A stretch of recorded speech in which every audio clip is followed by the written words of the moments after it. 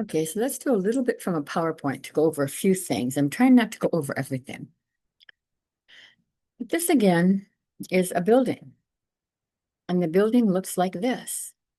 And this has been painted on that building to make it look more dimensional. And it's the visual elements and the principles of design that are help do that. Isn't that cool? This one too is so cool. Okay.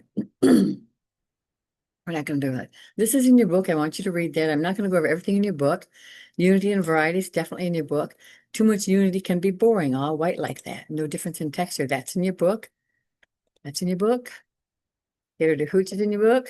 Balance. Symmetrical, same on each side. Asymmetrical, not the same on each side. These are all in your book. They're kind of cool.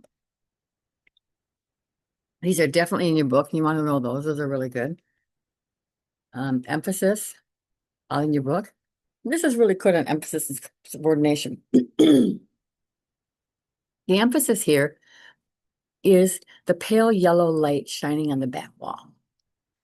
It brings our eyes to it.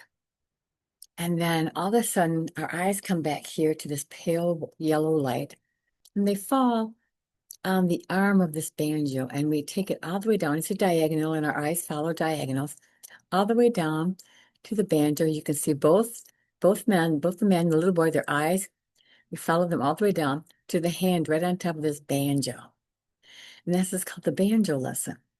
So the eyes, the arm, even if we stop for a minute, we still go all the way over to the banjo, to the hand on the banjo, which is our focal point. So the light took us there because we darken here, we darken down the band, and we see that. And all of this, the things hanging up, the stuff on the floor, anything behind this chair, is subordination. It's things that's filling in the picture. There's the emphasis, bringing us to the focal point, and here's the subordination. Okay, these are directional forces. They influence the way we look at the work of art. They're passed by the eye to follow, and they're provided by actual or implied lines. Okay, I think these are all in your book. Rhythm and repetition, all in your book. This is my favorite because this is a tondo. Paintings that are round are called tondos. We're getting rhythm with the round tondo, rhythm with the round scarf on Mary's head, with the roundness of her arms, with the roundness of the baby's little limbs, the roundness of their heads, the roundness of their eyes. Very cool. We also get this sort of stop in there with the side of the chair. Pattern, this is in your book. This is from Lisa Liu. I like this very much because it's not just pattern, as you can see. It's pattern. She has beaded everything on here. If you ever get a chance, stop and look at it. Everything is beaded. Even the cakes and the pies are all beads.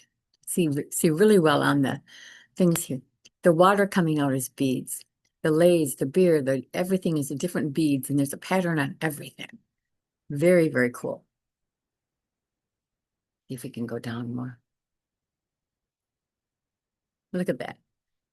I love this. One of my students made one of these, beaded something for their project in class. Very fun. Okay, how do I get out of here? Who knows? Go right here. Right here, back to there we go. So that's pattern, but I wanted to show you the beads. Klimt was big on pattern, everything. It's very flat it's only keeping space by overlapping and pattern. So pattern is really kind of helping us figure out what space is here. This is the inside of his cape. This is like the sky. This is her dress, all overlapping with and pattern. Scale, the size relationship of one thing to another, proportion of the size relationship to parts of a whole. The center in here is the same size. It's the exterior that changes. This is in your book. This is in your book. Oldenburg's little pocket watch is blown up into proportions to make it look like a ship. It even sails. It's distorted proportions. It's very cool. Claes Oldenburg and Coosy Van Buren did this all the time. They love to make regular things huge sizes. This is a wonderful war statement. The lipstick would go up and down.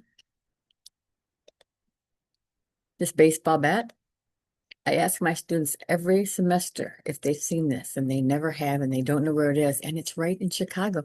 I said, it's with a city that has two baseball, Major League Baseball. No, no, they never say Chicago. This room is beautiful. All the furniture is in proportion with each other. It's elegant and major, but it's a very tiny miniature room. This is Michelangelo's Pietà, which means Mary is lamenting over her dead son. But here, if Mary stood up, she'd be about 10 feet tall because she has to look comfortable. The Italian Renaissance wanted everything to look comfortable, regardless of how sad it was. This is a Pietà of the Middle Ages, and it's not comfortable. Mary is holding her 33-year-old son. He's emaciated. He's been killed. His wounds, his skin is coming up because he was 33. She was just maybe, 14 years older. She's holding him. It's uncomfortable as it would be in real life. And so you can see the proportions and how uncomfortable they are. Change in proportion can make the viewer's experience different in experience and subjects.